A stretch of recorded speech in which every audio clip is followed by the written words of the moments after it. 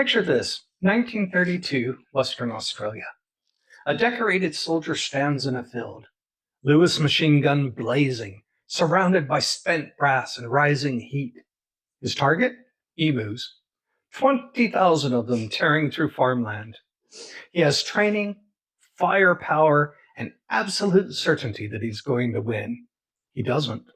The emus scatter into small groups, vanish into scrub, and leave the army looking foolish in the dust. History calls it the Great Emu War. Most people laugh. But here's what nobody tells you.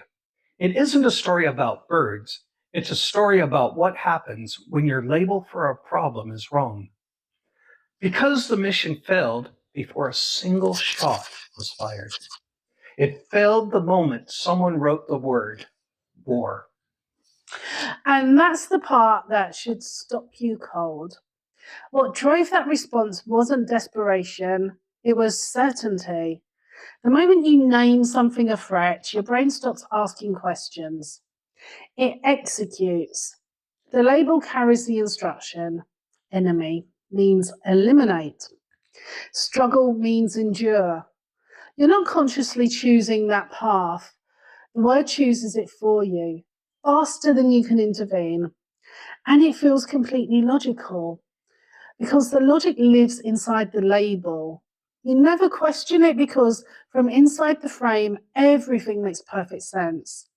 But the moment you change the word, the entire structure collapses and you suddenly see options that were invisible a second ago. There's a seductive lie buried in the act of naming.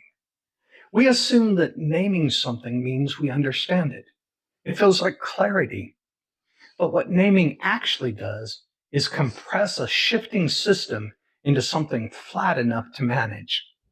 And that compression has a cost. Variables disappear. Nuance evaporates. When the military labeled the emus an enemy requiring force, they didn't reject other strategies. They never considered them. The mind didn't make a bad choice. It lost access to the full menu. This is where perception becomes your most dangerous blind spot. You genuinely believe you're seeing reality, but you're seeing your labels. The emus weren't resisting. The limitation was never in the field. It was in the definition. So the real issue was never the birds. It was the interaction. What looks like resistance was misalignment, a decentralized adaptive system meeting a rigid centralized response. That's not opposition, but it's incompatibility. And this is exactly where burnout comes from. Not too much work, the wrong kind applied to the wrong problem. You push harder because you believe effort is the solution. But if the structure is wrong, more effort just refines your failure. The feedback isn't failure, it is a signal. Your model is outdated, and the longer you ignore that signal by pushing harder, the more expensive the correction becomes. The Army's response to failure is a perfect case study in what not to do. When the guns didn't work, they mounted them on trucks.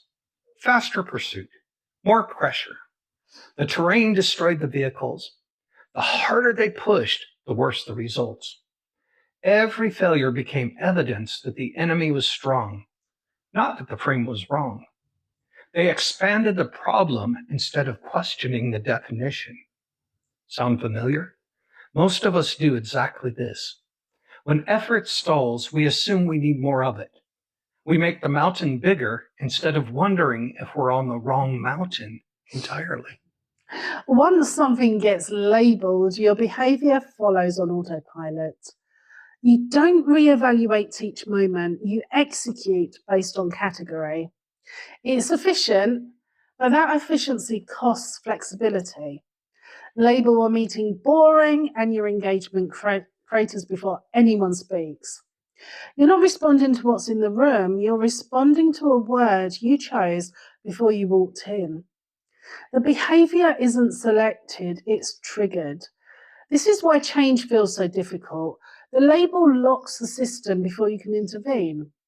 You believe you're acting freely, but you're running a preset script written by a definition you accepted without ever noticing you accepted it. Naming is never a neutral act. Every label is a filter, and filters don't just add clarity, they remove information. When you name a situation, some of reality becomes invisible, not because it disappeared, but because your frame stopped including it. When someone says that's just how it is, they're not describing the world. They're describing a label that they stopped questioning. The filter feels invisible because it works. It produces a coherent picture. And a coherent fiction is harder to escape than obvious confusion. You feel like you see clearly, which is precisely why you don't notice what you're missing. The limitation doesn't look like limitation, it looks like truth. Most people believe better outcomes require better action. So attention stays locked on effort, doing more, faster, smarter. But if the underlying definition is wrong, better action just makes you more efficient at the wrong thing. You can optimize a flawed approach indefinitely. You'll get very good at producing exactly the result you don't want. The issue was never execution. It was never commitment or discipline. It was definition. And here's the truth most advice will never tell you. The structure of a situation determines its outcome before any action begins. Change the structure, the outcome changes. Don't change it, nothing else matters. The Emu War didn't end with better weapons. It ended when someone changed the approach. Local farmers used fences.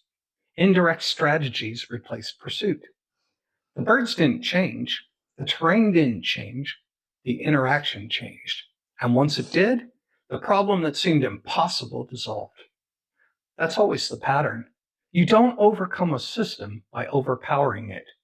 You align with how it actually functions.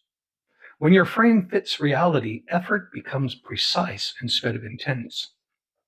Results arrive with less friction, and looking back, you wonder why you were fighting so hard, because the fight was never the answer.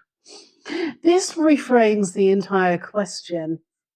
Instead of asking, what do I need to do? Ask, how am I naming this? A single shift reveals more than any strategy session, because once you see the label, you can see its edges. And at those edges, you find everything the label was hiding. Options you can access become visible. Responses you never considered suddenly exist. The situation hasn't moved, but your access to it has expanded. And that expansion is everything, because not because new information has appeared to you, but because you stopped filtering it out. The limitation was always perceptual, and the perception was always optional. Real control is never applied through pressure.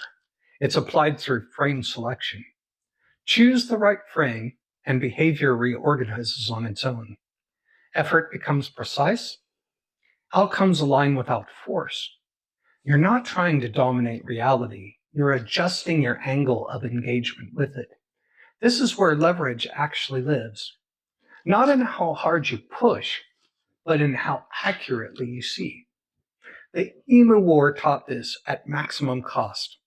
A wrong label sustained by certainty will always cost more than the problem it was meant to solve. Choose your frame consciously, and you stop fighting the world and start working with it. A label is not just a word, it is a constraint that shapes everything you perceive and limits everything you can do. Once applied, it quietly determines what you stop considering possible.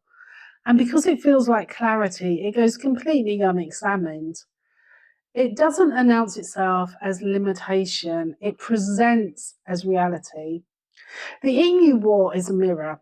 Look into it honestly, and you'll recognize the labels running your own life right now. The ones that feel like facts, like that's just the way things are.